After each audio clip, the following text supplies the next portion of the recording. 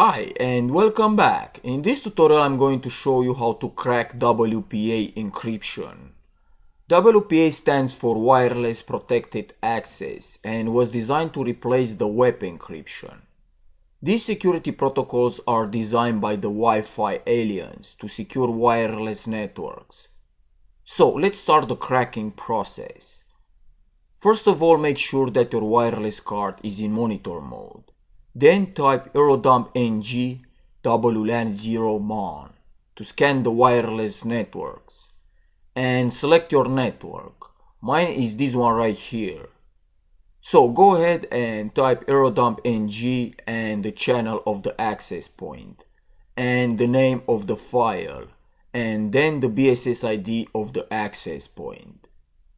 So up to this point we are pretty much the same as cracking web. Except I'm not looking for the data here to climb.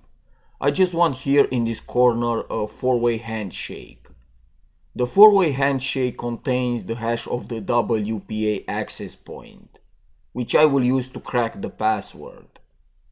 You can only capture the four-way handshake when a device connects or reconnects to the network. So I'm going to kick off this computer right here, and when it reconnects to the access point, is going to give me the four-way handshake. Now go ahead and type airplay ng-0 and the number of packets and then the BSS ID of the access point. And on the top right corner you can see WPA handshake.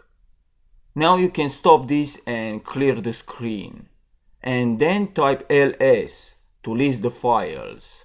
And now I will use this WPA01 cap file with aircrack ng and brute forcing the password with a word list. As you can see, I have a word list right here on my desktop.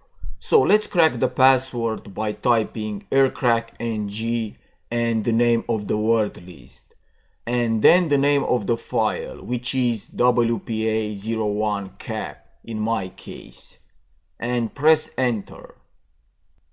So as you can see, the key was found and there is the password.